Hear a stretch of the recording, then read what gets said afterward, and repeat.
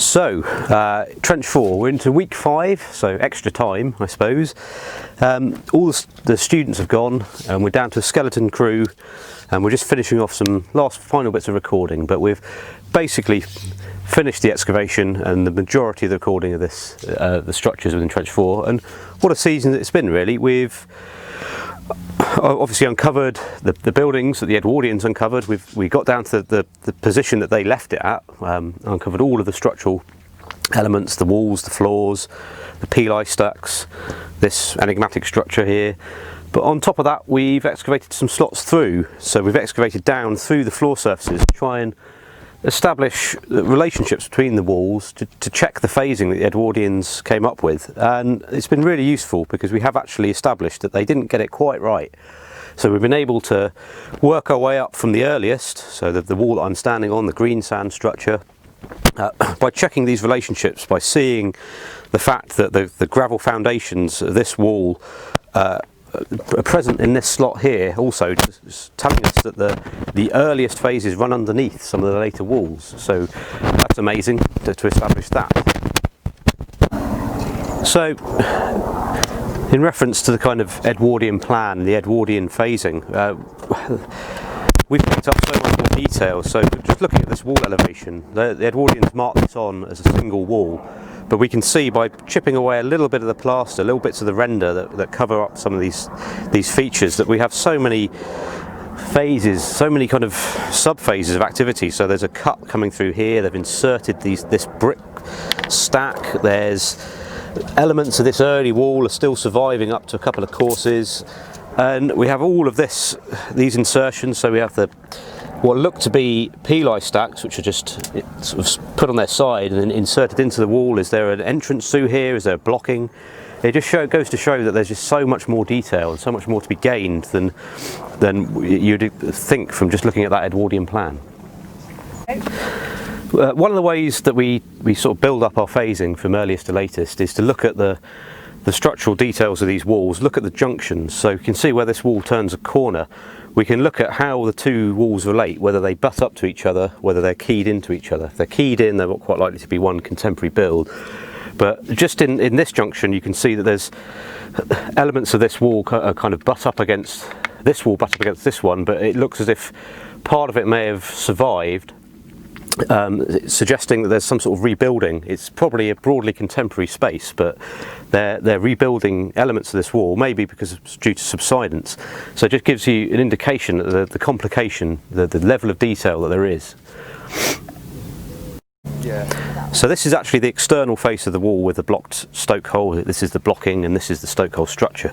But another interesting detail of this wall is that we have this white plaster adhering to it here and here, and that's external, so it's outside the building. So we know at least at this phase and at least this part of the structure would have had a white plaster on the external face. But also interestingly, we have these further structures adhering to this part of the wall. We've got this buttress here, and there's another buttress just over here, and they put these in because it appears that the entire structure is subsiding. The wall slopes down to the west here, and there's quite a serious sort of tilt on this wall, and this is something that we've seen previously when in excavating at Silchester, that it's affected by underlying features. So is there an underlying well or a big pit, an Iron Age well maybe, and everything is kind of slumping down into it. And whereas in the earlier phases of the bathhouse, they seem to have engineered this a lot better to account for this. In these later phases, they haven't done that, and it causes fairly severe subsidence. So, in the western extension to Trench 4, we're outside of the bathhouse structure. We put this trench in here to try and find deposits which the Edwardians hadn't interfered with. And it does look as if this entire area was not really dug by the Edwardians. We've got a trench at the northern end, a cut which extends to the north outside of our area of excavation, and another possible antiquarian intervention is this linear trench running through here. So we've got a trench which runs up and stops just short of the bathhouse, and this could date to one of the earlier phases of antiquarian excavation, possibly the 1860s. And what we've found, going from the latest is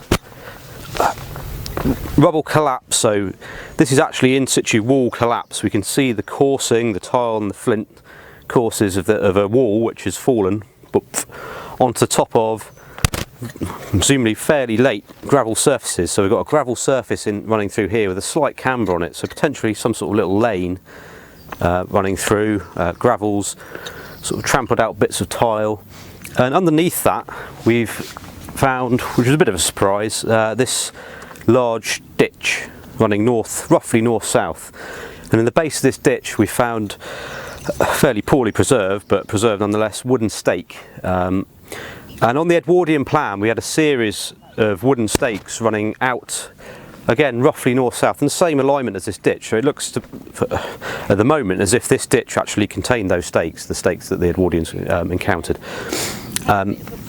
We've also found, where Josh is just digging here, another trench roughly on the same alignment, possibly an earlier ditch, which then has this wall built over the top of it. Elements of it may be to do with the construction of that wall, we're not quite sure at the moment. At the base of this trench we found another wooden stake, a square stake. I mean, it could be part of a drain where the rest of the structure has been removed. It could be part of piling to try and account for the fact that there's subsidence in this area. But a lovely find that we encountered in the fills of this trench is this limestone column. So it's a short sort of dwarf column, possibly that would have flanked the corridor running around the palestra, and you can see Josh is just about ready to remove it. So we're going to moment of truth.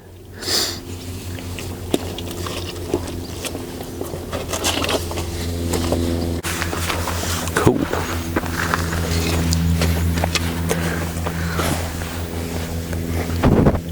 Love it.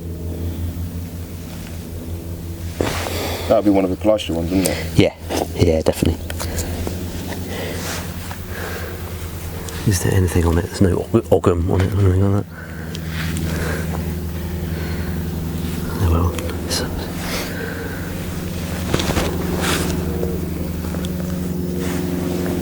Smart. There's a small indentation on the top. Yeah. Right tied in. Yeah. That's where you would have tied into it. It's broken as well, isn't it? It's not complete. Yeah, it's snapped off. Snapped off at the base, yeah.